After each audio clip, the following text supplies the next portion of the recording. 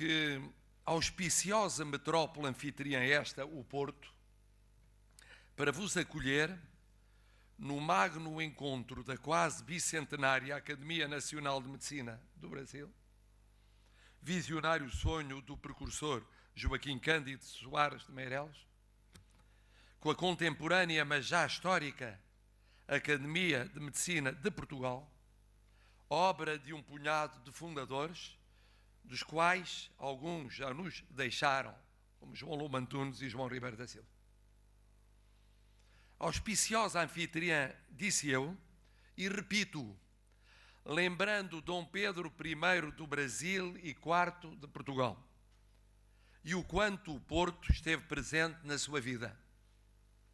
Uma vida que atravessou o Atlântico e uniu, mesmo quando apartava, as duas pátrias irmãs de Portugal e do Brasil. Aqui sentimos, se possível mais ainda do que em Queluz, onde nasceu e morreu, com apenas 35 anos, no Rio de Janeiro, onde deu corpo a um império de vocação universal, em Coimbra, onde se formaram tantos dos primeiros médicos portugueses e brasileiros. Aqui sentimos a eternidade dos laços que nos ligam. Na língua, na história, na cultura, na ciência, na medicina e, sobretudo, no humanismo, no respeito da dignidade da pessoa, não da pessoa abstrata, mas da pessoa concreta, feita de carne e osso, alfa e ômega de tudo na vida, alfa e ômega da vossa missão salvífica, como médicos e como académicos. Como médicos, que bem anda a nossa ordem dos médicos ao avançar com uma proposta de reconhecimento da relação médico-paciente como património imaterial da humanidade. Como académicos, porque as academias se fizeram para levar mais longe o saber, o conhecimento, o diálogo, a busca dos fundamentos teóricos para a ação cotidiana, mas sempre em atenção aos valores, aos princípios, aos normativos axiológicos que dão sentido à pesquisa, à elaboração científica, à docência, à prática clínica, ao empenhamento comunitário.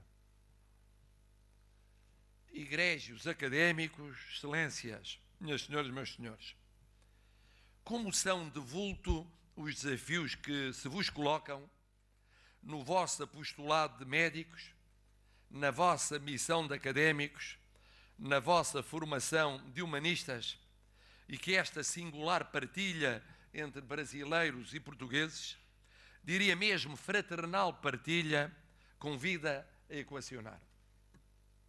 A aceleração do tempo, na percepção da realidade, na investigação sobre ela, na descoberta incessante de novas sendas de prevenir, de cuidar, de acompanhar, de exercer o munus pedagógico alargado a mais e mais destinatários, na premente atualização de conhecimentos, na formulação de diversas aproximações a pacientes, a familiares, a comunidades que os integram e condicionam, aos meios clássicos, modernos, pós-modernos e pós-pós-modernos de comunicação. A incessante ampliação do espaço global, no que impõe de internacionalização, de circulação de ideias e de protocolos, tal como de experiências comparadas, de percursos intercruzados, de preparação para o inédito, para o acabado de surgir na outra ponta do universo, o testado e o por testar, o duradouro e o que pode ser efêmero ponto de passagem para outro horizonte de análise e de atuação. O contraste paradoxal entre mais e melhor saúde nos casos e maiores desigualdades em tantos outros, obrigando a compaginar a influência de tudo em tudo com a resiliência de muito do específico perante as mudanças mais globais. Os envelhecimentos sociais, aqui. A progressão ainda exponencial na demografia, acolá. Os renascimentos de fundamentalismos de culturas, civilizações, crenças, doutrinas e ideologias, apesar de um mundo muito mais aberto e ecuménico, novas patologias e novas formas de expressão de velhas patologias, novíssimos modos de informação e de desinformação. E ainda constrangimentos financeiros e económicos, em particular em eras de crise, fazendo recuar sistemas e serviços de saúde, anos ou décadas em inovação, antecipação, resposta a anseios, aspirações, necessidades vitais. Se é hoje tão mais complexo ser-se político, o que dizer do ser-se professor ou médico? Dois missionários da cura das almas, tanto quanto dos corpos. Daí sentir-me honrado por poder presidir a este vosso encontro e feliz por poder homenagear-vos na vossa devoção a uma sublime missão humana e humanista, em tempos e espaços de exigências ilimitadas. Sinto-me também honrado, Sr. Diretor, pela entrega da medalha simbólica de serviço à vossa faculdade, que me faz lembrar mais de 40 anos de serviço à minha faculdade, a várias escolas universitárias, à universidade em geral, correspondendo à verdadeira vocação da minha vida, aquela que vai até ao fim dos meus dias, e não a passagem temporária por exercício de funções de responsabilidade cívica.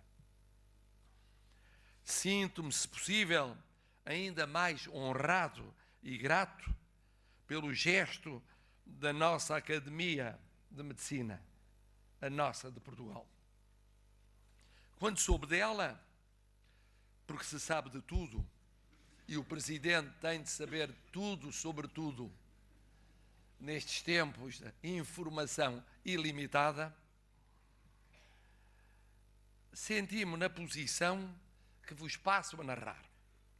Num turbilhão de sentimentos, recordei meu pai, médico, e a sua memória de grandes mestres que conheceu e admirou, bem como dos galardões que recebeu em Portugal e no Brasil por uma vida em que a saúde andou sempre paredes meias com a política. É certo que num contexto institucional não democrático, bem diverso da democracia que nos rege. Mas ainda assim, cultivando a saúde pública, ajudando a criar os centros de saúde, peça-chave para o futuro Serviço Nacional de Saúde, lançando um projeto idêntico a Moçambique, promovendo a cooperação luso-brasileira enquanto titular da pasta da saúde, fomentando o ensino conjugado nas duas pátrias irmãs. E aqui não resisto a mais um apontamento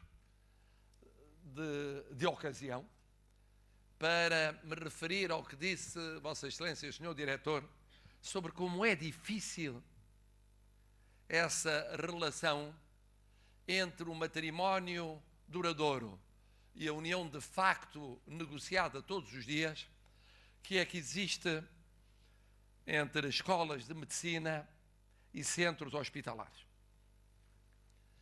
Recordo que, sendo meu pai ainda subsecretário de Estado da Educação Nacional, foi inaugurado este Hospital de São João.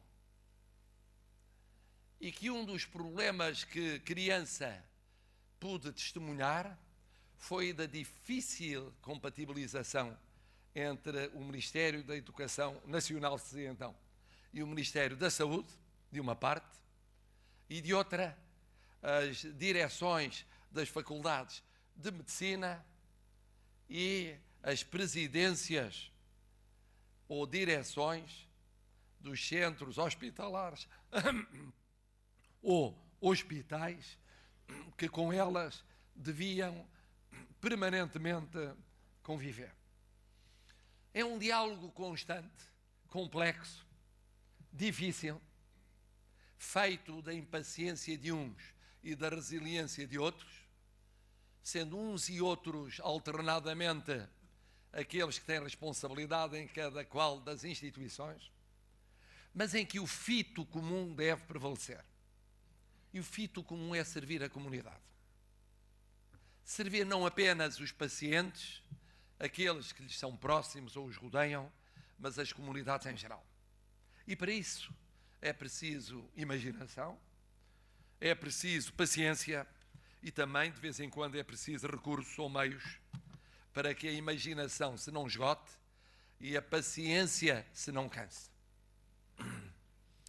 Mas regressando ao gesto que tanto me tocou, Senhora Presidente, tomo esse gesto como lembrança dessa matriz primeira familiar e com uma atenção ao empenho que, não tendo seguido a vocação que provavelmente era a minha, no domínio da medicina, sacrificada à docência do direito, um empenho que ainda assim nunca deixei de demonstrar na compreensão e no desbloqueamento de matérias relacionadas com as políticas no domínio que é o vosso e também o nosso, de todos os cidadãos de uma sociedade democrática e social, equitativa e respeitadora dos direitos basilares de todas as pessoas, independentemente das suas viscerais diferenças e do seu pluralismo da respectiva vivência. Excelências, termino. Permito-me, não obstante, apelar ainda a todas as vossas excelências para que jamais esqueçam que são, como eu sou, privilegiados. Na educação recebida, na formação aprimorada, na docência exercida, na pesquisa ou na clínica aprofundada, no prestígio académico atingido. Por tudo isso, vossas excelências mais receberam da comunidade do que o comum dos vossos concidadãos. E assim sendo, mais terão de dar a todos os demais. É um imperativo ético fundamental. Quem mais recebe, mais tem de dar. Num todo social em que não há ilhas, ninguém é uma ilha, cada qual se realiza pelos outros e com os outros. É esse o meu apelo de hoje e de sempre.